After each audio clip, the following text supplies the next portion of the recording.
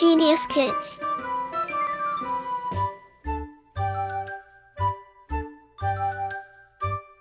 Cultivating love for learning.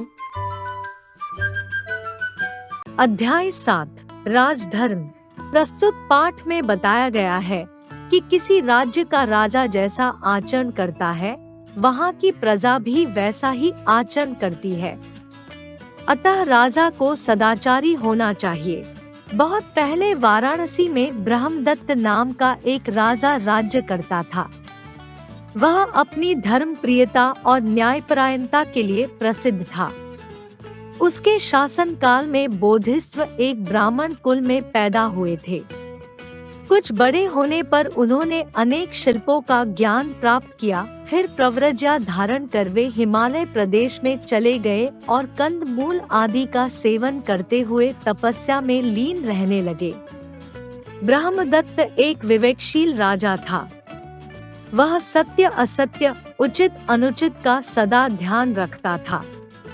वह ऐसे व्यक्ति को ढूंढता था जो उसके दोष बता सके, किंतु प्रशंसा करने वाले तो सभी थे, दोष बताने वाला कोई नहीं मिलता था। अंतपुर, राजदरबार, नगर के बाहर सभी जगह लोग राजा के गुणों का बखान करते थे, पर उसके अवगुण बताने वाला कोई नहीं था।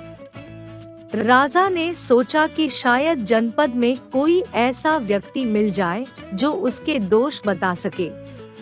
अतः वेश बदलकर वह पूरे जनपद में घूमा, पर वहाँ भी उसे अपना गुण ही सुनने को मिला, दोष नहीं। फिर वह घूमता हुआ हिमालय प्रदेश पहुँचा। घने जंगलों और दुर्गम पर्वतों को पार करता हुआ वह सुरम्य हिमालय प्रदेश में स्थित बोधिसत्व के आश्रम पर जा पहुँचा। उसने उन्हें श्रद्धा पूर्वक प्रणाम किया। बोधिसत्व ने राजा की कुशल क्षेम पूछी और फिर राजा आश्रम में जाकर एक ओर चुपचाप बैठ गया। बोधिसत्व जंगल से पके गोदे लाकर खाते थे। वे गोदे शक्तिवर्धक और शक्कर के समान मीठे थे। उन्होंने राजा को संबोधित करते हुए कहा, महापुण्य, ये गोदे खाकर पानी पियो। राजा ने गोदे खाए और पानी पिया। उसे गोदे बड़े मधुर और स्वादिष्ट लगे। उसने बोधिसत्व से पूछा, भंते, क्या बात है? ये गोदे बड़े मीठे और स्वादिष्ट हैं। महापुण्य, हमारा राजा निश्चय ही धर्मानुसार और न्यायपूर्वक राज करता है, इसलिए ये गोदे इतने मीठे हैं। राजा के अधार्मिक और अन्यायी होने पर तेल, मधु, शक्कर तथा जंगल के फल फूल सभी कड़वे और स्वादहीन हो जाते हैं। केवल यही नहीं, सारा राष्ट्र ओजरहित हो जाता है, दूषित हो जाता है। राजा के धार्मिक और न्यायप्रिय होने पर ही सभी वस्तुएं मधुर और शक्तिवर्धक होती है और सारा राष्ट्र शक्तिशाली तथा ओजस्वी बना रहता है। शब्दार्थ: न्यायपरायणता, न्याय के लिए, शिल्प, कला आदि कर्म, प्रव्रज्या, संन्यास, दुर्गम, जहाँ पहुँचना कठिन हो, सुरम्य, रमणीक, शक्तिवर्धक, शक्ति देने वाले। भंते, ऐसा होता है क्या? यह कहकर राजा अपना परिचय दिए बिना ही बोधिसत्व को प्रणाम कर अपनी राजधानी लौट आया। उसने सोचा कि तपस्वी बोधिसत्व के कथन की परीक्षा करूंगा, अधर्म और अन्याय से राज करूंगा और देखूंगा कि बोधिसत्व की बात में कितनी सच्चाई है। राजा ने ऐसा ही किया। कुछ समय बीत जाने पर वह फिर बोधिसत्व के आश्रम में पहुंचा और उन्हें प्रणाम कर एक ओर बैठ गया। बोधिसत्व ने फिर पके गोदे दिए। राजा को वे गोदे बड़े कड़वे लगे। राजा ने गोदे थूक दिए और कहा, भंते, ये बड़े कड़वे हैं।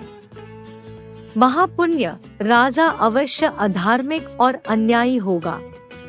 राजा के अधार्मिक और अन्यायी होने पर जंगल के फल फूल तथा सभी वस्तुएं नीरस और कड़वी हो जाती है, स्वादरहित हो जाती है। यही नहीं, सारा राष्ट्र भी ओजरहित हो जाता है। राजा के और जिज्ञासा करने पर बोधिसत्व ने कहा, गायों के नदी पार करते समय बैल नेता यदि टेढ़ा जाता है तो बैल के पीछे पीछे सभी गायें भी टेढ़ी ही जाती है और मार्ग से भटक जाती है। इसी प्रकार मनुष्यों में भी जो श्रेष्ठ होता है वह नेता माना जाता है। यदि वह टेढ़े मार्ग से जाता है, अधर्म करता है, तो सारी प्रजा कुमार्ग पर चलती है और अधर्म करने लगती है। राजा भी नेता होता है। राजा के धर्म विमुख होने पर सारा राज्य दुख को प्राप्त होता है। गायों के नदी पार करते समय यदि बैल नेता सीधा जाता है तो बैल के सीधा जाने के कारण सभी गायें सीधी जाती हैं और नदी पार कर जाती है। इसी प्रकार यदि राजा धर्म का अनुसरण करता है तो शेष प्रजा भी धर्म का मार्ग अपनाती है। राजा के धार्मिक होने पर सारा राष्ट्र सुख को प्राप्त करता है। बोधिसत्व से यह शिक्षा प्राप्त कर राजा ने अपना राजा होना प्रकट किया और विनय पूर्वक बोला, भंते, मैंने ही पहले गोदों को मीठा और फिर कड़वा किया। अब मैं ही फिर उन्हें मीठा करूंगा और कभी उन्हें कड़वा नहीं होने दूंगा। यही मेरा संकल्प और व्रत है। बोधिसत्व को प्रणाम कर वह राजधानी लौट आया। अब वह धर्म और न्यायपूर्वक राज्य करने लगा। उसका राज्य फिर धन धान्य से भर गया। जातक कथा से शब्दार्थ, जिज्ञासा, जानने की इच्छा, संकल्प, दृढ़ निश्चय। Like, share and subscribe.